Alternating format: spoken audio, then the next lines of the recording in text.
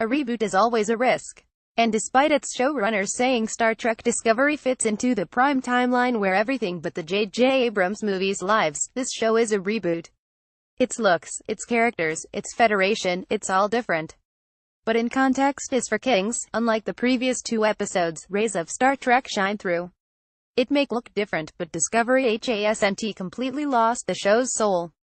Advertisement continue reading below. Warning, spoilers below. Pilot take 4th 2-episode Discovery opening salvo unpacked a lot of action in a tight 80 minutes last week. The beginning of Context is for Kings opens 6 months later. For the most part, this is a second pilot, and one more indicative of the type of show we're going to get. We find our main character, First Officer Turned Mutineer Michael Burnham, having been court-martialed, convicted, and likely sentenced to a life behind bars. Enter USS Discovery, the show's titular ship that was glaringly absent last week, which picks up Burnham when her prison transport runs into trouble. The Discovery's hull is full of scowls and half-whispers, as everyone in Starfleet knows about Burnham's biggest sins. We see some familiar faces on the bridge, like First Officer Saru, and we meet some new ones, like Cadet Tilly, who is Burnham's new roommate best only friend. The Discovery isn't the Enterprise. There are secrets, questions, and unease across the entire ship as no one really seems to like anyone, though Tilly desperately wants to. It's in these moments it's obvious we're in reboot territory. Assemble the away team aboard a new ship with an uncertain future. Burnham is quickly assigned to a mission to investigate the fate of a nearby starship, the USS Glenn.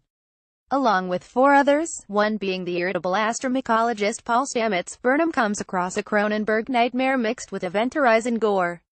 Saying the USS Glenn crew is dead would be putting it mildly. It's at this point, something strange happens. Star Trek Discovery starts to feel like Star Trek.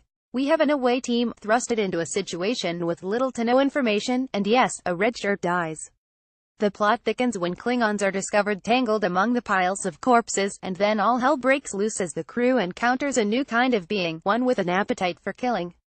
Advertisement continue reading below. Although parts of this small scene feel like a cheap Alien ripoff, overall the action is well paced and the scenes are kept dramatically dark. It's pretty exciting. The show then debriefs Burnham and the audience on what exactly just happened.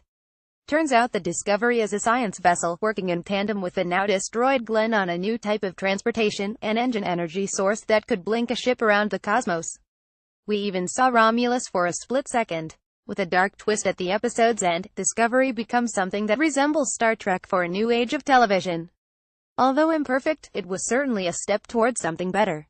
A new kind of Trek like the pilot. Episode 3 drops hints that this is indeed the Star Trek TV universe we know and love.